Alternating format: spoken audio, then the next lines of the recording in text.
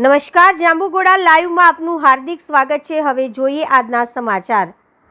Jambughoda Bodeli road પર આજે વહેલી સવારે આઈસર ટેમ્પો અને ટ્રેક્ટર વચ્ચે ભયંકર અકસ્માત સર્જાતા ટ્રેક્ટરના કૂચે કૂચા ઉડી ગયા હતા। મળતી માહિતી પ્રમાણે જાંબુઘોડા બોડેલી રોડ ઉપર ભારદારી વાહન ચાલકોનો ભારે ધસારો જોવા મળે છે, જેના પગલે અવારનવાર નાના મોટા અકસ્માતો આ રોડ ઉપર સર્જાતા હોય છે, જેના પગલે નાના વાહન ચાલકો જેમ કે બાઇક, રિક્ષા જેવા વાહન ચાલકોને માતેલા સાણની જેમ રાત દિવસ દોડતા ભારદારી વાહનો અકસ્માતનો ડર સતાવતો રહે છે।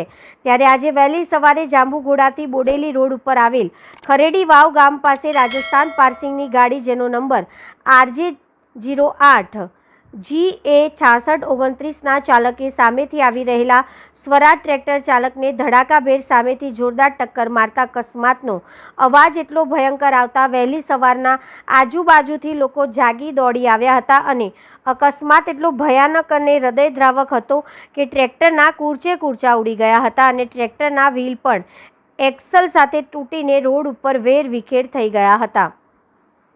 તેમણે ટ્રેક્ટરની ટ્રોલી પણ ટ્રેક્ટરથી છૂટી પડીને રોડની બાજુમાં આવેલા ખાડામાં પલટી મારી ગઈ હતી। જ્યારે અકસ્માત પગલે આજુબાજુથી લોકો મદદ માટે દોડી આવ્યા હતા અને ટ્રેક્ટર ચાલક રાઠવા વિક્રમભાઈ તેરસિંહભાઈને શરીર ઉપર ગંભીર ઈજાઓ થઈ હતી। તેમનો જમણો પગ ફ્રેક્ચર થતાં સ્થાનિકો દ્વારા 108ને જાણ કરવામાં આવી હતી, જ્યારે તાત્કાલિક 108 આવી જતા ટ્રેક્ટરના ચાલક વિક્રમભાઈ રાઠવાને બોડેલીની સર્વોદય હોસ્પિટલમાં સારવાર માટે લઈ જવામાં આવ્યા હોવાનું જાણવા મળ્યું હતું। જ્યારે અકસ્માત કરનાર આઈસર ટેમ્પોના ચાલકને જાંબુઘોડા પોલીસે અટકાયત કરી પોલીસ સ્ટેશન ખાતે લાવવામાં આવ્યા હતા, જ્યારે ટ્રેક્ટર ચાલકે રાજસ્થાનના આઈસર ચાલક સામે જાંબુઘોડા પોલીસ સ્ટેશને અકસ્માતનો ગુનો દાખલ કરાવતા જાંબુઘોડા પોલીસે ટ્રેક્ટર ચાલકની ફરિયાદના આધારે વધુ કાર્યવાહી હાથ ધરી હોવાનું જાણવા મળેલ છે।